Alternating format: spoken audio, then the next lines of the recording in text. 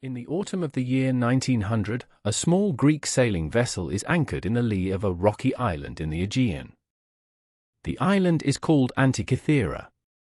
It is little more than a steep grey rock between Crete and the Peloponnese, a halfway house for sponge divers running between the eastern Mediterranean and the markets of Athens. The vessel is there by accident. A storm has driven her in, and her crew, waiting it out, have decided to make a day's work of the calm waters below. One of them puts on a heavy bronze helmet and a canvas suit, and goes over the side. He descends through the clear green water, through shafts of pale Mediterranean sunlight, towards the seabed 45 meters below. And as he reaches the bottom, he finds himself walking, not on sand, but among bodies. They are not human. They are marble. The arms and legs and torsos of statues, scattered across the seafloor, half buried in silt. Behind them, the shape of a ship's hull, broken open and slowly being swallowed by the sea. He has found a Roman wreck. It has been lying there, undisturbed, for almost 2,000 years. The wreck, when it is finally surveyed, turns out to be one of the richest ever found. She was a Roman merchant vessel, sailing west, sometime between the years 70 and 60 before the Common Era. Her cargo was the wealth of Greece, bronze statues, marble figures, glassware, fine pottery, perhaps the plunder of a Roman general, perhaps the trade goods of a wealthy patron. She had gone down in a storm off Antikythera and lain there ever since. Over the next year, divers bring up object after object. A bronze youth, life-sized, his pose still graceful. The marble head of a philosopher. Coins, fragments of amphorae, jewelry. And among the masterpieces, almost overlooked, a corroded lump of bronze and rotten wood, about the size of a show barks, encrusted with concretions of the sea. It is set aside. It is given a number. It is sent to the National Archaeological Museum of Athens, along with the rest of the haul, and there it is placed on a shelf in a storeroom. For nearly 2 years, no one looks at it. The lump might have stayed forgotten indefinitely, except that, in the year 1902, a Greek archaeologist named Velleios Staris notices something. The wood, drying out, has split. And inside the corroded mass, he can see, faintly, the curve of a bronze gear wheel. Then another. Then the trace of inscribed Greek letters around an edge. This is not what he expects from a Roman shipwreck of the 1st century before Christ. Gear wheels of this kind, in this density, simply should not exist. The technology to make them, so far as anyone knows, will not appear in Europe for another 1,000 years. Staris publishes a short note. He suggests it might be some kind of astronomical instrument. He is mostly ignored. The prevailing assumption, among his colleagues, is that the gears must be from a later wreck, accidentally mixed with the Roman cargo. Or that the gears are not gears at all, and that Staris is mistaken. The lump goes back into storage. The note is filed away. For another 50 years, the Antikythera mechanism waits. In the 1950s, an English physicist and historian of science, Derek de Solla Price, takes an interest. Price is a careful, methodical scholar. He visits Athens. He examines the fragments. He notes that there are now several of them. The original lump has broken apart, revealing more structure. He counts gear wheels. He measures their teeth. And then he does something no one else has done. He arranges for the fragments to be X-rayed. The X-ray plates are slow to develop, and the images they show are blurred and strange, like ghosts pressed into the bronze. But the gears are unmistakable. Layers of them. Wheels meshed against wheels. A train of motion turning one dial against another. In 1974, Price publishes a long monograph called Gears from the Greeks. In it, he proposes what is, at the time, an almost outrageous claim. The mechanism is an analog computer. It modeled the movement of the sun, of the moon, and probably of the planets. It was the work of a Hellenistic Greek mathematician, working sometime in the 2nd century before Christ. It was, in Price's careful phrase, a singular relic. Nothing else like it survived. The scholarly world received the claim with a kind of polite skepticism. A computer in the 2nd century BC seemed simply impossible. Surely Price was reading too much into the gears. But Price had been right. To understand why it was possible, you must understand the world the mechanism came from. The 2nd century before Christ was the Hellenistic age, the long, complicated afterlife of the empire of Alexander the Great. Greek culture, science, and mathematics had been carried east, into Egypt, into Mesopotamia, into the cities of the eastern Mediterranean, and there they had flourished in libraries and academies and observatories. Astronomy, in particular, had reached a level of sophistication that would not be matched in Europe for many centuries. In the city of Rhodes, an astronomer named Hipparchus was, around the middle of the 2nd century, working out the irregular motion of the moon. He had identified what would later be called the precession of the equinoxes.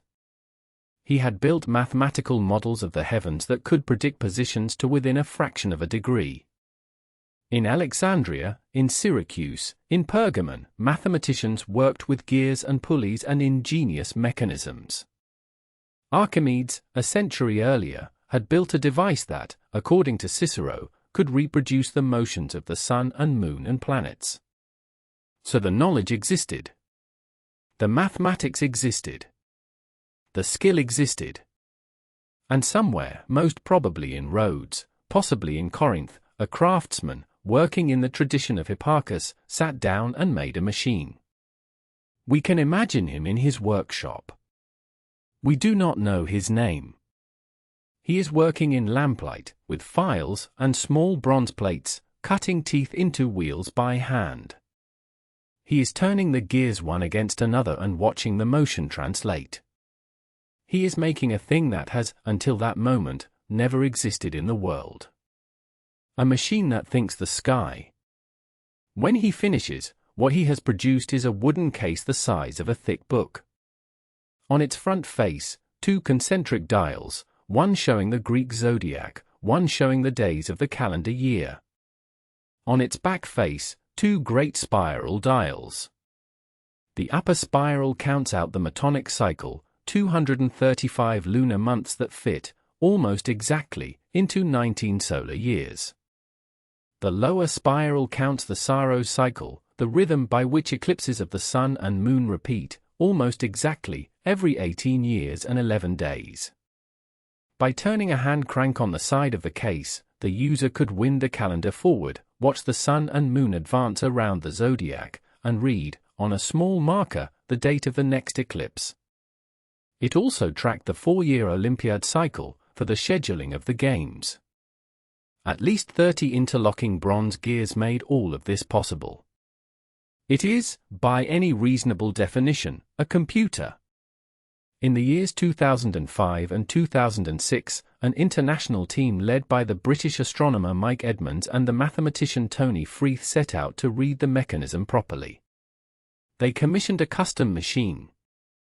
It was called the Bladerunner, an 8-ton CT scanner built by the company X-Tech Systems specifically to look inside the Antikythera fragments. It was flown to Athens and installed in the museum. For weeks, the team slid each surviving piece of the mechanism through the scanner. The Bladerunner read the bronze in slices a fraction of a millimeter thick. It reconstructed the internal structure of the corroded fragments in 3 dimensions, gear by gear, tooth by tooth, inscription by inscription.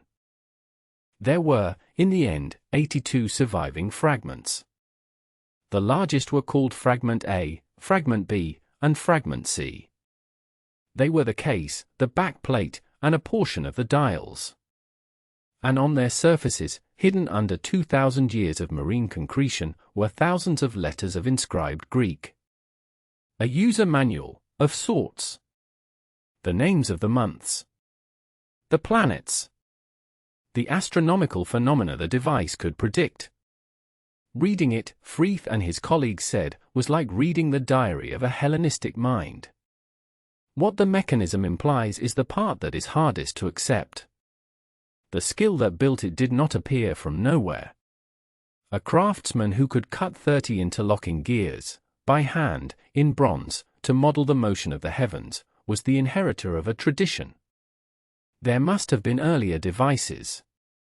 There must have been workshops, apprentices, lost prototypes. The Antikythera mechanism is the only one that survives, but it is almost certainly not the only one that was made. And then, somewhere along the road of late antiquity, in the slow collapse of the libraries, in the disappearance of the academies, in the centuries of war and migration and lost languages, the skill went away. The next mechanism in Europe of comparable sophistication is an astronomical clock built in northern Italy in the 14th century of the Common Era. That is roughly 1500 years later. For 1500 years, Europe could not have built the Antikythera mechanism, even if it had held one in its hands. There is something in this that is not quite consoling. We tend to think of knowledge as a thing that accumulates. Each generation, we imagine, stands on the shoulders of the last. Forward only. The Antikythera mechanism is a small, calm rebuke to that idea. It is a reminder that knowledge can be lost. That a skill, once known, can be forgotten. That a civilization can hold something in its hands, and then, slowly, almost without noticing, let it fall. The ship that carried this device went down in a storm off Antikythera. The skill that made it went down too, not in a storm, but in a longer, slower wreck. The collapse of the Hellenistic world, the contraction of the libraries, the silencing of the schools. When the divers brought the corroded lump up from the seabed in 1900, they were not just bringing up bronze. They were bringing up a memory of what people had once been able to do. You can see the mechanism today, in the National Archaeological Museum of Athens, in a small case in a quiet gallery. It is dark green with corrosion. The gears are visible only in places. The bronze has been eaten by the sea. Beside it, a working reconstruction. The dials turn. The sun moves across the zodiac. The moon waxes and wanes. The eclipses come, on the days they are predicted to come, 2,000 years after the maker first set the gears in motion. The room is usually quiet. People stand for a long time in front of the case, and look, and walk on. The maker of the mechanism is unknown. He lived, perhaps, on the island of Rhodes, in the warm light of the Aegean, in the last decades before the Roman world swallowed the Hellenistic one. He sat down, in a workshop we cannot find, and made a thing that should not have been possible. And then he went home, and lived his life, and died. His name is gone. His machine remains. Tonight, perhaps, we have remembered it for him. Thank you for joining me. May your sleep be deep, and your dreams be quiet. Until next time.